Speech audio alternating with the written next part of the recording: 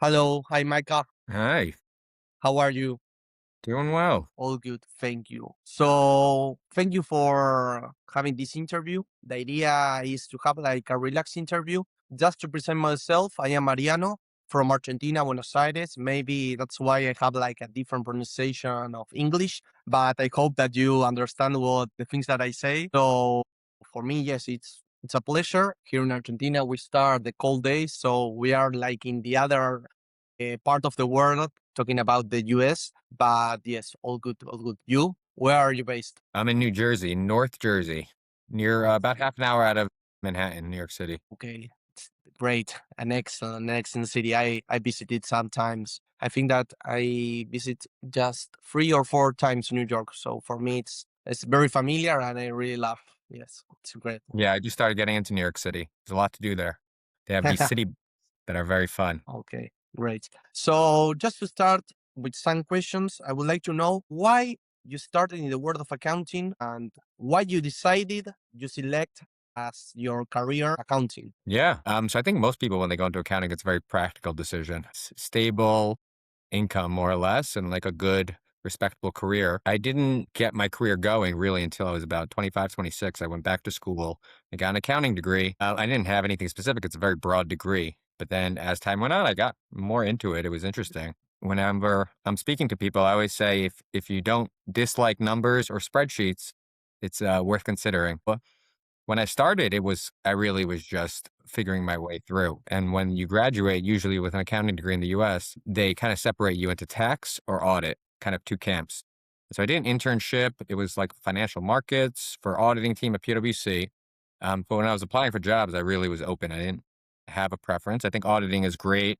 At least I thought then. I still think that is it's great in the long term. Even if the job of an auditor doesn't seem so exciting to me, it's essentially rubber stamping. You're looking at other people's numbers and ensuring accuracy. But the long term prospects are good. You could go from auditing, you really understand financial statements, you could become a CFO, etc. But tax is where I ended up, and which I'm very happy. But it was really just a roll of the dice. I had two job offers, and one of them was audit, one was tax, and I preferred the job in tax. So I kind of let that be the decider in a sense. But in tax, it doesn't translate to others as much. It does, but not quite as apples to apples like grow into a CFO type position. It's really specializing in taxes. Although now I'm looking at it very differently. So at that time, everything kind of all the firms operated in a very similar way. So when I graduated, I went to like a really traditional firm. It was a mid-size, like 250 employees. So it wasn't like big four who have thousands upon thousands. But they really operated the same way. So it was, you do a lot of grunt work, you're working for several managers, starting pays okay, but not, it's less than most graduates expect. But the goal, if you stay the route, is to be a partner or something along those lines. Hmm. I didn't love that track, basically. And a lot of people are thinking about it more, if that makes sense for them. And so that's when I started my own firm, was about a year and a half ago.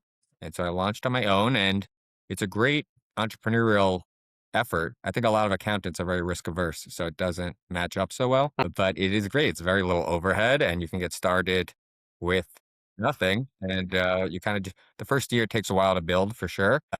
Year two, you're already kind of going, and year three, you're off to the races. I'm not there yet, but that's Okay. something I anticipate and see all of it in me. And what motivated you to start your own firm? Yeah, it's a good question. It was because a lot of people don't want to do it. I really am interested in like practice management, like systems and processes, and they are so convoluted at large firms. And I was at three different firms.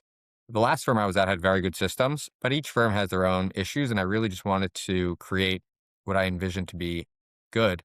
The online accounting community is really great. It's very Hmm. robust. And it's people who really care about the career and like the subject matter and take it seriously. Not that they joke plenty, but they take it seriously and like it's not a 9 to 5 to them essentially, and it's really what they're looking. They're looking to gain more knowledge and strategies and understand how to manage a practice with like efficient processes. So like I speak to a ton of people online who are really almost obsessed with like making it efficient and having good processes in place, and it makes a world of difference. It's very hard to set up, but hopefully once it's set up, it's kind of good to go, and then it takes some tweaking. But the large firms and even the smaller firms that are trying to imitate them are really operating like large corporations, almost like a bureaucracy. It's very hard to get things done, even simple things. And it's hard to change things when you're dealing at that scale. So I really wanted to create what I wanted to be in existence. So Perfect.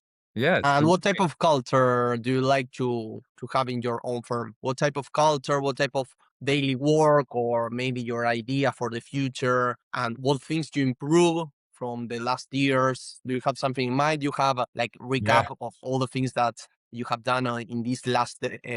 Yeah, sure. So when I started, and I'm actually thinking about creating something like this, like a business starting package. So I started first is just applying for the LLC and the EIN from the IRS. And then I trademarked my name because I really went into branding. A lot of people just use their name and that's fine. I used my name before that. I always had like some clients on the side. So I had some experience.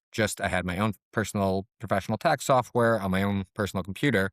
And I had maybe at the end, I think it was closer to 40 or 50, something like that, but smaller clients.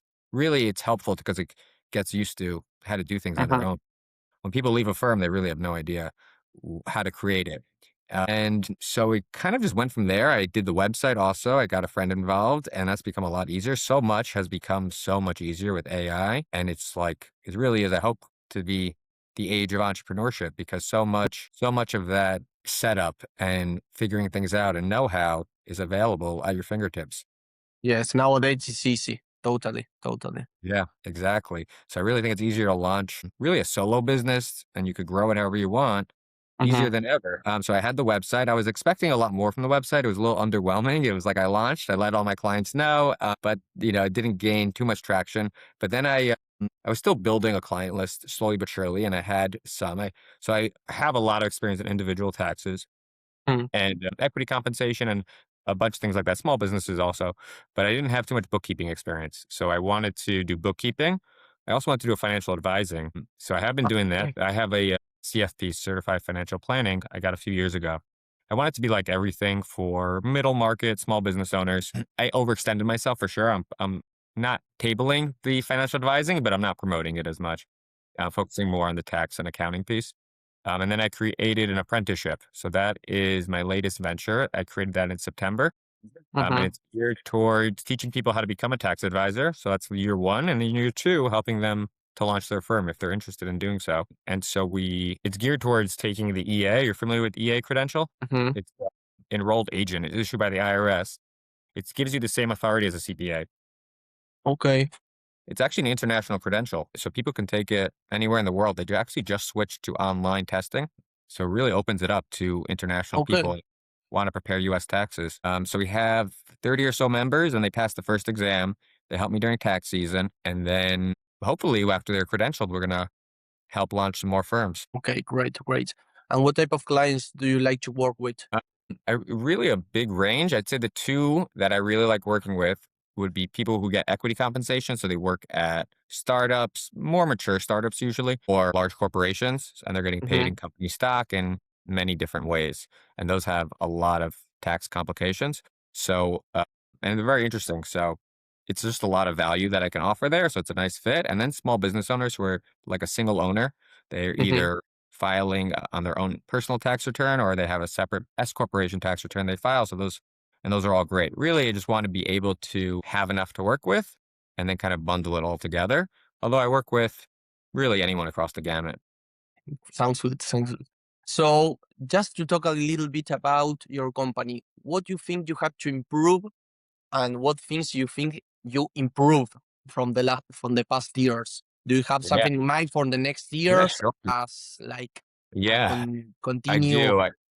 Because I'm balancing both like a firm and this apprenticeship, I kind of switched my just mind in terms of how I want to grow it. At first, I was thinking about really growing a firm of my own and recruiting employees from the apprenticeship.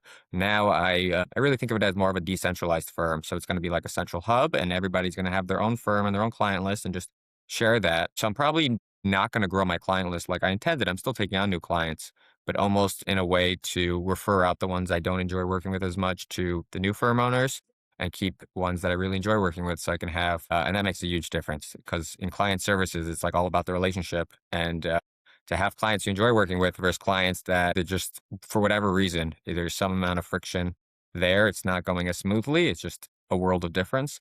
And I Mhm. didn't have my systems and ducks in a row this tax season because it was my first year and I was scaling and it was hard to judge capacity essentially. So I definitely Mhm. overextended myself and didn't have all the systems in place, but I learned where all the gaps are. And in a sense, I had to go through that. And people in general have to go through it to understand where the gaps are. So I got a practice management system, Carbon, that I have yet to try out. I got it in like January. I was hoping it would help organize me, but it ended up just being too big of a project. And I find that happens. I've spoken to a lot of people who have a similar situation that the setting up a practice management system is a lot of work, especially if you already have existing clients that you have to transfer over. It Totally. takes a long Yes. time.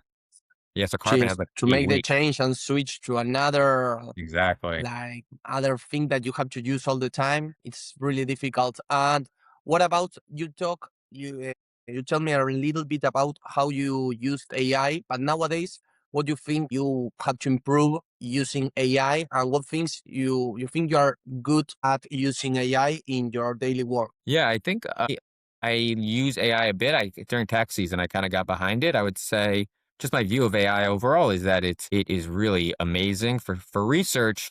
I think that's the best, right? Like the research, how do I do this? How do I do that? Tell me the next steps, or just explain this concept to me.